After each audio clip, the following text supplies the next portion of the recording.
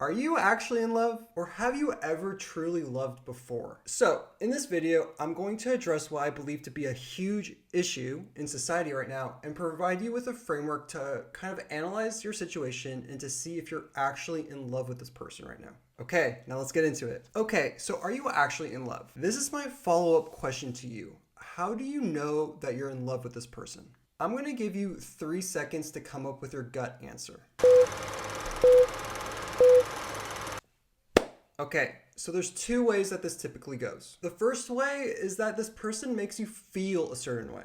It could be that they make you feel intelligent, seen, safe, intellectually stimulated. The list really goes on and on. However, breaking news, this isn't love. Now, this can be present where love exists, but if this is the primary reason that comes up to your head when you're like, this is why I love someone, you might actually question whether you really love this person. And let's get into why this is.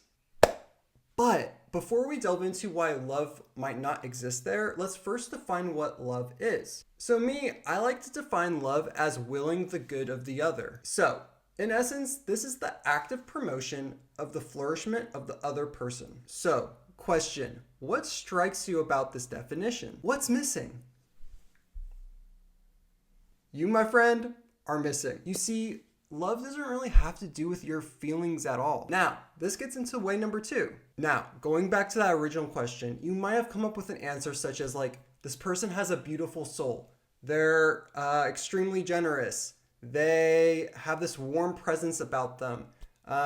They're super creative. The list can, go on and on. So, when your answer has to do more with the essence of the other person and that essence exists whether you're present or not, that's more akin to love. Because, my friends, we know that we're in love when we yearn to pour ourselves into this other person so that they can flourish more and more and become even much more of a gift to the people in their lives. I think to the form of love called agape. Agape is this sacrificial, selfless, unconditional kind of love. And the most prominent example that I can think of when I think of the form of love agape, right, is Jesus, right? When he dies on the cross and gives himself up for humanity, right?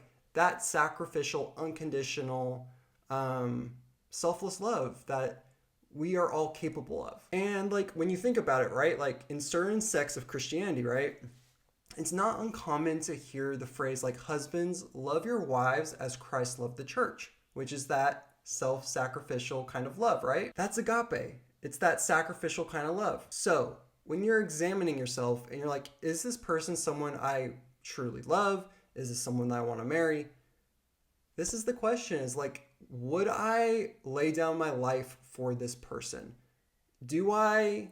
Does the thought of them not existing in this world give me so much pain that they won't be around for others to just see them and be able to enjoy their presence to the point where I'm gonna put down my life for them? That's how you know.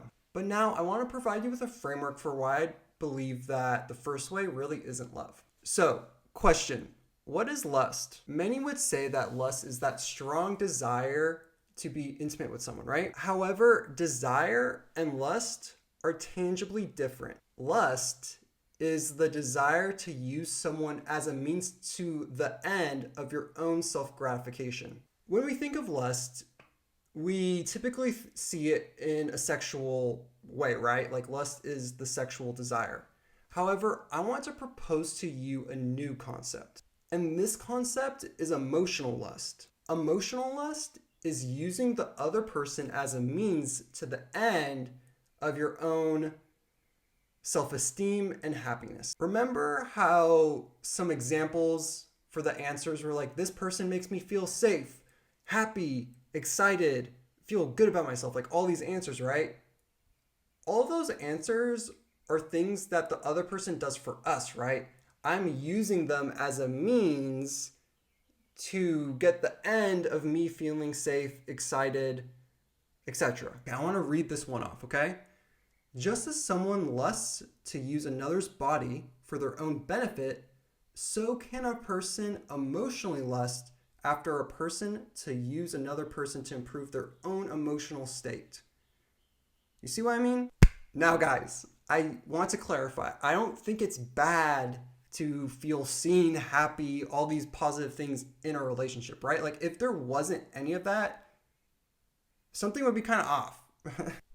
But I think it comes down to, like, what's the main motivator for you being in this relationship? Like, why are you there? Is it to pour into someone? Or is it to benefit from them either physically or emotionally? Simply put, love is other oriented. All right, gents, see you next time. Peace.